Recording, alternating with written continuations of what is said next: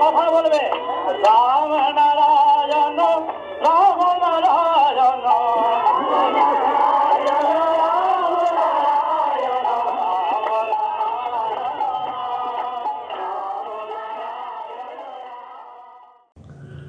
রাম ও নারায়ণ রাম।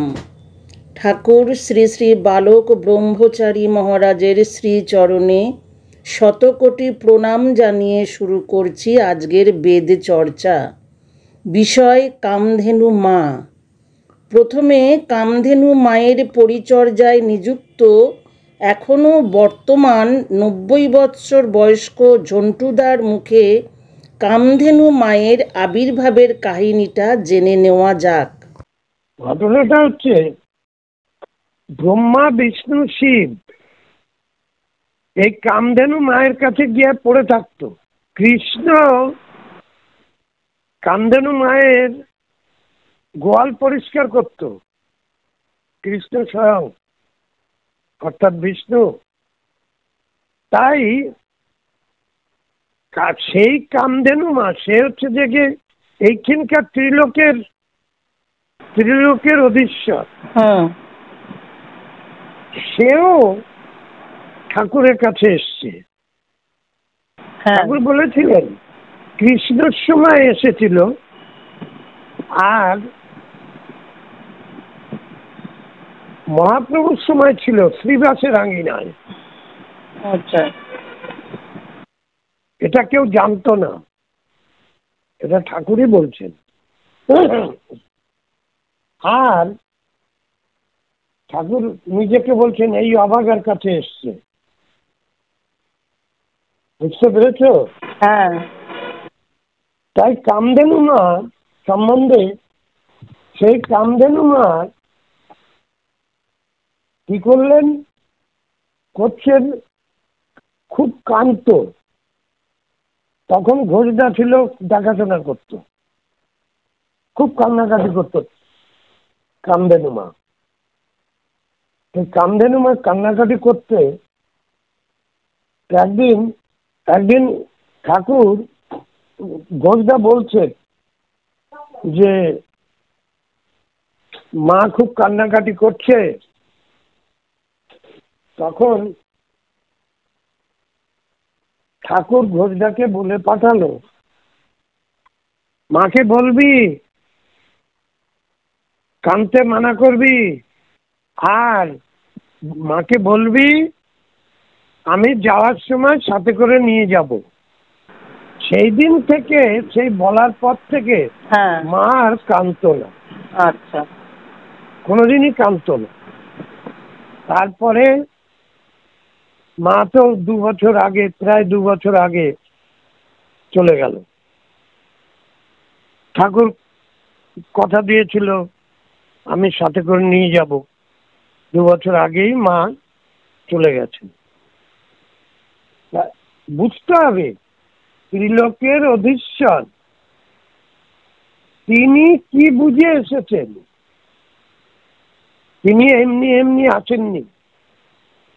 এই কামধেনু মা সম্বন্ধে ঠাকুর যখন খুবই ছোট, তখন একদিন বাবা বলছে গায়ত্রী মন্ত্র।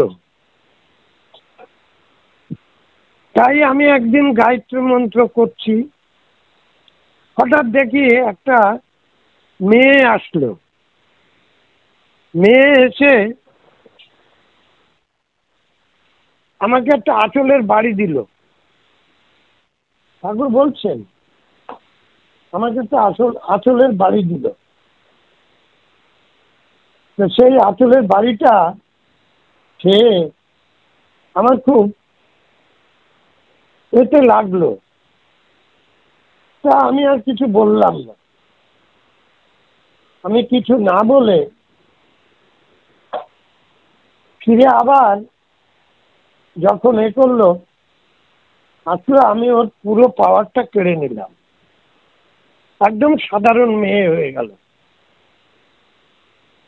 তখন আমার কাছে অনুনয় বিনয় করছে, বুঝতে পারিনি, ভুল হয়ে গেছে, এইসব আর কি, যা বলার আর কি তাই বল। তা অনেক কথা, তুমি আমাকে এরকম ভাবে বাড়ি দিয়ে গেলে, না আমি বুঝে উঠতে পারিনি। হ্যাঁ, এইসব যাই হোক বলে টলে তখন ঠাকুর বললেন আমি আবার ওকে ফিরিয়ে দিলাম। তাহলে চিন্তা করে দেখো, এইখানে সামান্য কথা একটা আমাদের কাছে আমরা বুঝি না বলে তাই সামান্য বলছি, তানাদের কাছে একটা বিরাটত্ব। সমস্ত পাওয়ার কামধেনু মায়ের অর্থাৎ গায়ত্রীর সমস্ত পাওয়ার কেড়ে নেওয়া চারটিখানি কথা না, আবার সেইটাকে ফিরিয়ে দেওয়া। তাহলে বুঝতে হবে তাহলে আমার ঠাকুরটা কে। তাহলে কামধেনু আসার ঘটনাটা শোনো। আমি তো ঠাকুরের গ্যারেজে থাকি, কাজকর্ম করি বাড়ি। হঠাৎ একদিনকে দেখে ঠাকুর বললেন, জন্টুরে তুই বড় বাগানে যা। কামধেনু বাগানটার নাম ছিল বড় বাগান, তারপরে কামধেনু বাগান হয়ে গেল। গেলাম, গিয়ে কাজকর্ম করলাম, বছরখানেক রইলাম। বছরখানেক পরে একদিন হঠাৎ আমাকে ঠাকুর বলছেন, ওই কৃষি কাজ করতাম, এটা ওটা করতাম, আলু টালু রুচিলাম, শাক পাতা হ্যান ত্যান যা হয়।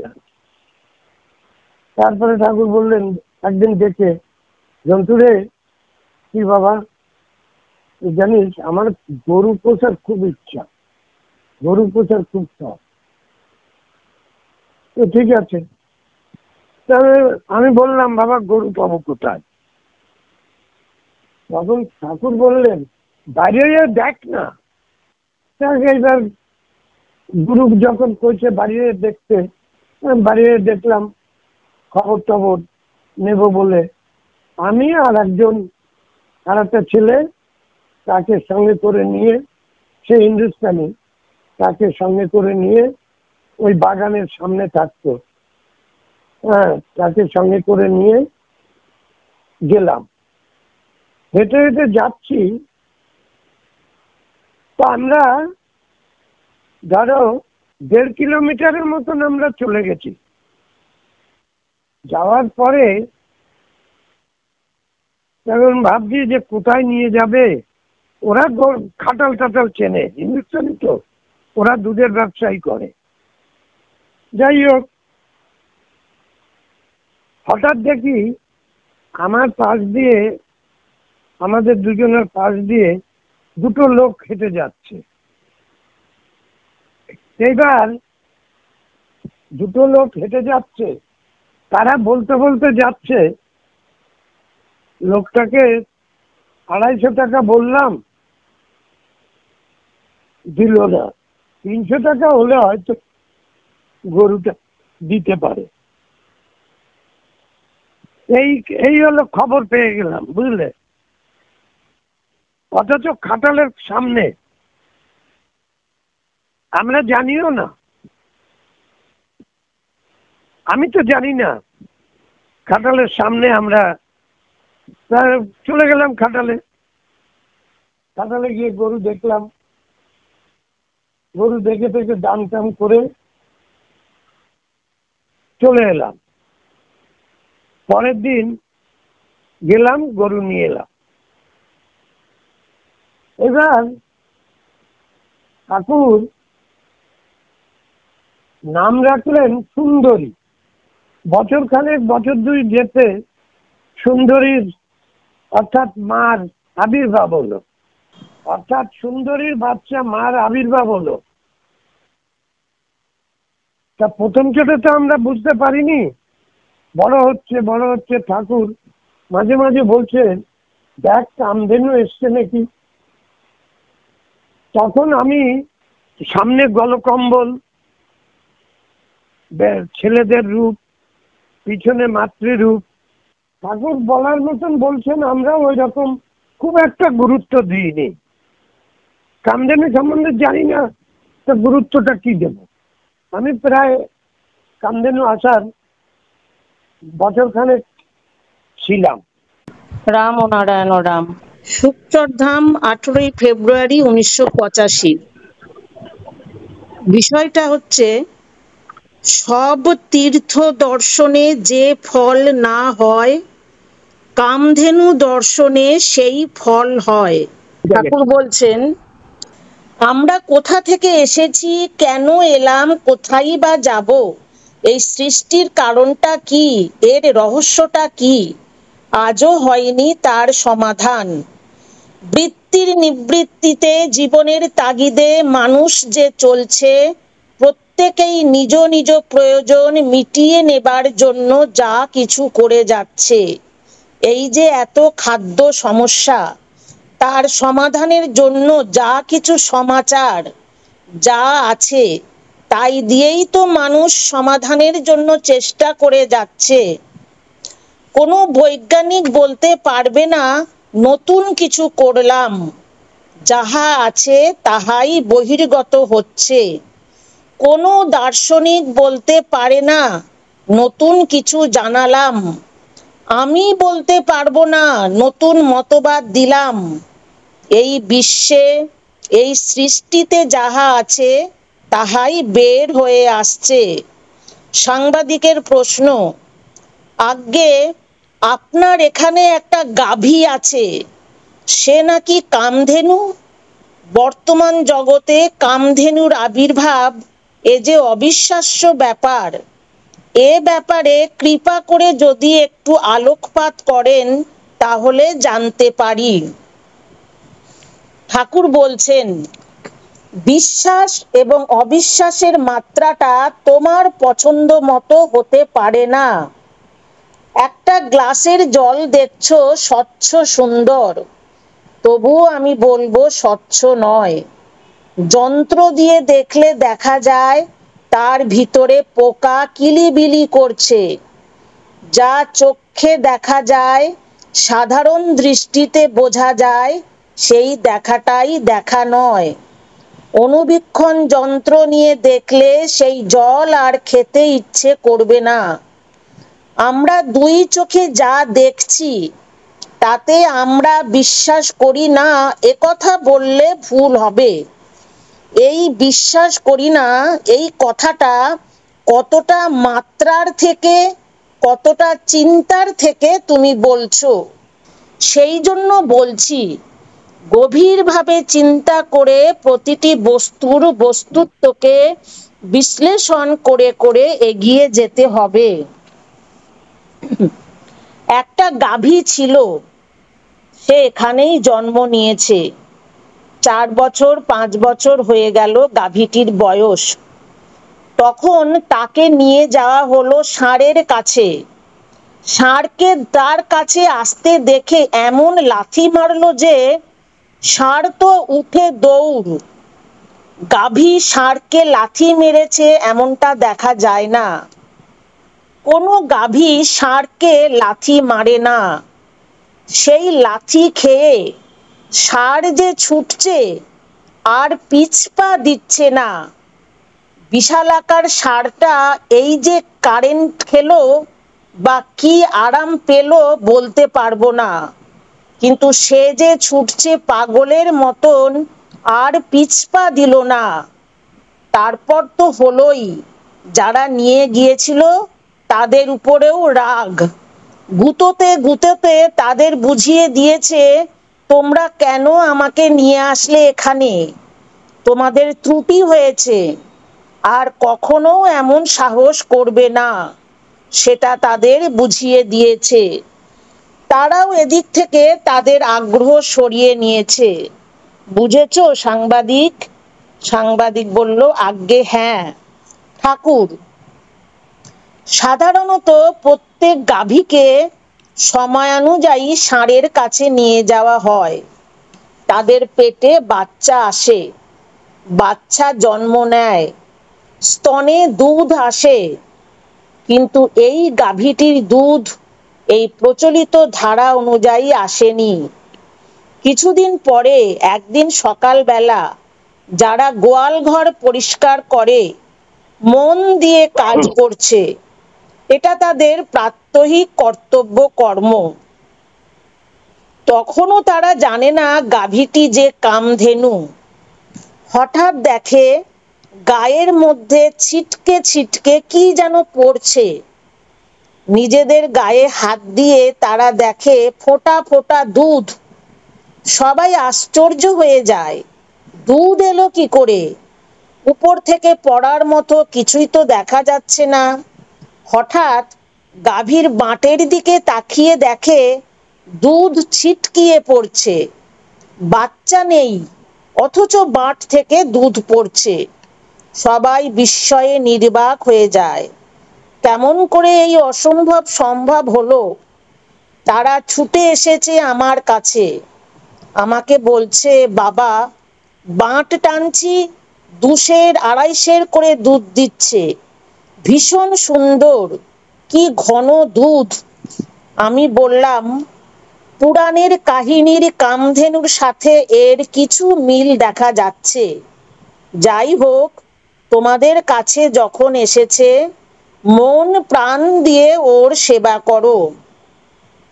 সেই দুধ দিয়ে তারা চা খাচ্ছে, মুড়ি খাচ্ছে, হাজার হাজার দর্শনার্থী আসছে, দুধ দুইয়ে দিচ্ছে, প্রত্যেকে প্রসাদ নিচ্ছে, দুধ আর শেষ হচ্ছে না। ইতিহাসের পাতায় দেখা যায় শ্রীকৃষ্ণ, তারও সন্তান ছিল। শাস্ত্রে পুরাণে সমস্ত দেব দেবতারা তাদেরও সন্তান সন্ততি ছিল, কিন্তু সন্তান নেই, কুমারী অবস্থায় স্তনে দুধ, এমনটি দেখা যায় না। একমাত্র গায়ত্রী দেবীর কথা ইতিহাসে শাস্ত্রে পাই, যিনি কুমারী অবস্থায় দুধ দেন। তার স্তনে অফুরন্ত দুধের ধারা বইত, কারণ তিনি ছিলেন কামধেনু। সেই জন্যই মনে হয় শিব ও বিষ্ণুর কাছে তিনি সম্মানিত। শিব গায়ত্রীর আরাধনা করতেন। সুতরাং ইতিহাসের পাতায় দেখতে পাই সব দেবতারা সিদ্ধি লাভ করেছেন, দেবতা হয়েছেন, কিন্তু তারা একটি পশুর কামধেনু মায়ের চরণে আত্মসমর্পণ করলেন কেন? তারা দেখলেন আমাদের কাম রয়েছে, বৃত্তির নিবৃত্তির প্রবৃত্তি রয়েছে, সব রয়েছে, আমাদের সন্তান হয়েছে, একমাত্র তাঁরই কামধেনুর শিরায় উপশিরায় মায়ের মতো স্নেহের ধারা, কুমারীর স্তনে অফুরন্ত অমৃত ধারা। এই গাভীটির স্তনে দুধ আসার পর থেকেই সবাই বুঝতে পারে এটি কামধেনু। তখন থেকেই তাকে মা মা করে সবাই। কামধেনু মায়ের দেহের গঠন লক্ষ্য করবার মতো। কি সুন্দর শান্ত দুটি চোখ, আকৃতি অনেকটা গাভী ও ষাঁড়ের সংমিশ্রণে গঠিত। সাধারণ গাভীর ভিতরে এমনটি দেখা যায় না। গলায় বিরাট গলকম্বল, অন্য কোনো গাভীর তো নয়ই। বড় বড় ষাঁড়েরও এমন বিরাট গলকম্বল থাকে কিনা সন্দেহ। সিঁদুরের জায়গায় সুন্দর গোল চক্র, পিঠে কুঁজ, হাত পা মুখ গাভী ও ষাঁড়ের যুগলে এক যোগাযোগের ধারাই যেন রয়েছে। হঠাৎ হঠাৎ মর্জি ওঠে, বাইরে যাবেন, দৌড়াবেন। এত বড় দেহ নিয়ে যখন দৌড়ান, কর্মীরা 10-15 জন একত্রিত হয়েও তাকে ধরে রাখতে পারে না। তার ভাবে ভঙ্গিতে স্নেহের সারা, আবার চালে চলনে সম্পূর্ণ তেজে ভরা। তিনি স্বচ্ছ পবিত্র, আপন মনে দুধ বিতরণ করে যাচ্ছেন সবাইকে। তার চেহারা, আকৃতি, প্রকৃতি স্বাভাবিক গাভীর যা আছে তার চেয়ে সম্পূর্ণ অন্যরকম। মাঝে মাঝে দেখা যায় চুপ করে তাকিয়ে আছেন। কখনো কখনো চোখ দিয়ে দু চার ফোঁটা জল পড়ে। কেন পড়ে জানি না। কার কি হচ্ছে কি না হচ্ছে, কার বিশ্বাস কার অবিশ্বাস, সে বিষয়ে কোনো কথা বলতে চাই না। তবে তাঁর দুধ প্রসাদ রূপে পেয়ে, গোময় গোচনা খেয়ে অনেকের অসুখ বিসুখ সেরে যাচ্ছে, তার স্পর্শে শান্তি পাচ্ছে। এমনিতেই গোময় গোচনা গোদুগ্ধ দিয়ে দেবতাকে স্নান করায়। এই কামধেনুর উপর নির্ভর করেই সব গাভীকে সম্মান দিচ্ছে গোমাতা বলে।